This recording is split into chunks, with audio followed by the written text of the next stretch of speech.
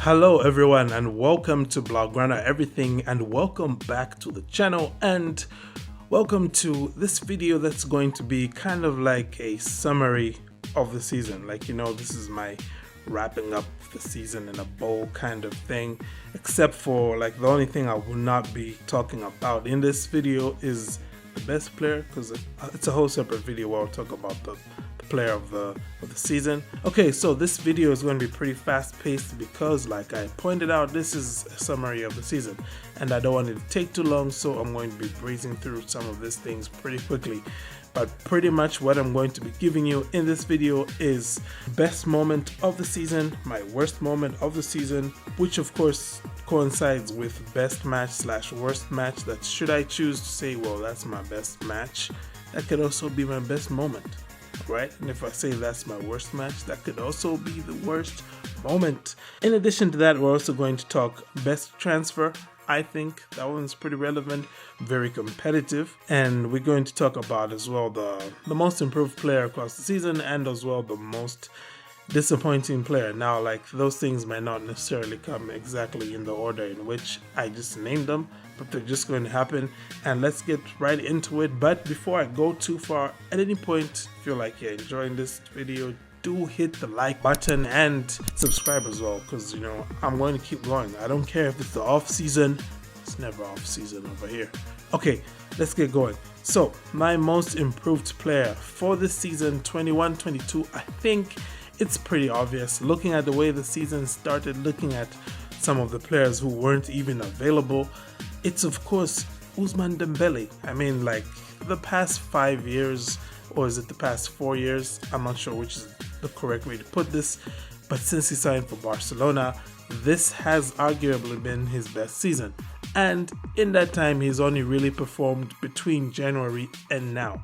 So it's really been a serious upturn in form for Ousmane Dembele from the time that Xavi Hernandez took over, more or less, because prior to that he had been injured. He got injured at the Euros and wasn't available for selection until something like December, I think. And since he came back, well, it was a bit of a slow return, but once he clicked into gear in this Xavi Hernandez system, this Xaviball era, he's just basically not looked back. He's easily been the most creative winger in all of Europe. You don't believe me? Here is a nice little graph that backs that claim up. Ignore the fact that Gerard Deulofeu is highlighted in red, But look, Ousmane Dembele is on top, and he is my most improved player. Next up, we're going to talk about my most disappointing player.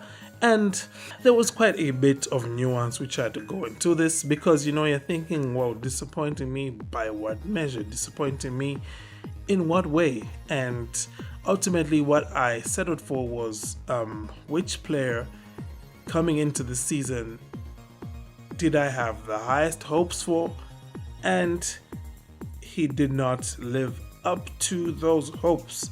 And yes, that makes it a pretty cruel way of choosing this, because there are players like, say, maybe Koemanball, Ricky Puig, players who could have done better, should have done better, could have been more, but just didn't get there, and they're not going to be the ones who I chose, because like I said, it's based off of expectations. So going into the season, what was your expectation for player so and so, and did they meet that expectation? And by that measure, I have to say that my most disappointing player, and it was a pretty tough one here, has to go to Serginho Dest. Yes, I did expect way more of Dest going into this season than what we've seen of him, because last season that was his first year here at Barcelona, getting used to how things work, adjusting to life in Barca and all that stuff. But the second season is really where I expected him to pick up a bit more traction, and he has just failed to make that spot his. I mean, just look at the fact that he's been competing for minutes with Mingueza, who being played out of position has been pretty bad. He was actually my other player who came close to being most disappointing, Mingueza that is. And of course, Dest lost his position to Dani Alves.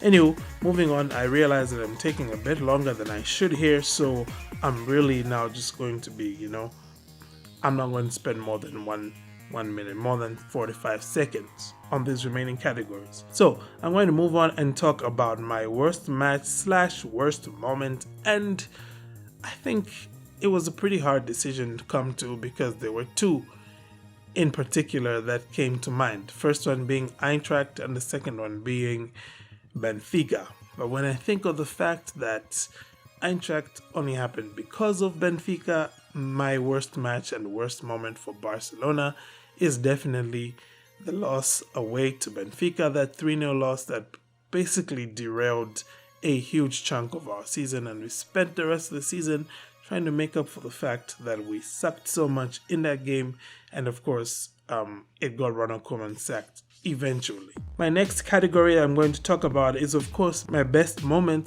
/ best match, and with this one I think it's like, is there even any question here?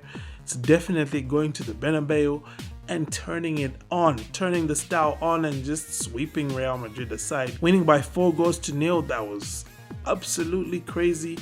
Best performance by FC Barcelona this season by far, maybe even one of the best performances in a big match we've seen from a European team. Like, you know, it's definitely in the top 10 across any league.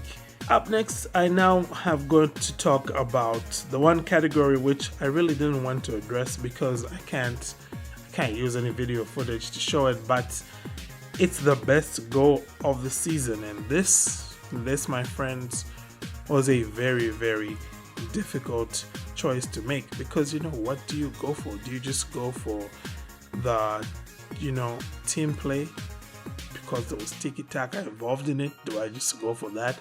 Do I just go for, you know, ridiculous long-range shots that were made? Like, it was a very difficult decision to make, but ultimately I decided to go with one of the goals that ended up being the most meaningful. That was also, of course, a golazo in itself, and that was, for me, Jordi Alba's winner away at Real Betis. The manner in which it came, the moment in which it came, how much we needed it when it came, and of course, just like I said, it was an absolute golazo. That's my pick for goal of the season. So guys, that's pretty much the video actually. Like I said, I'm going to breeze through these remaining sections because I wasted so much time at the beginning. But do let me know your thoughts as well. Like, what was your best goal for Barca this season? What was your goal of the season?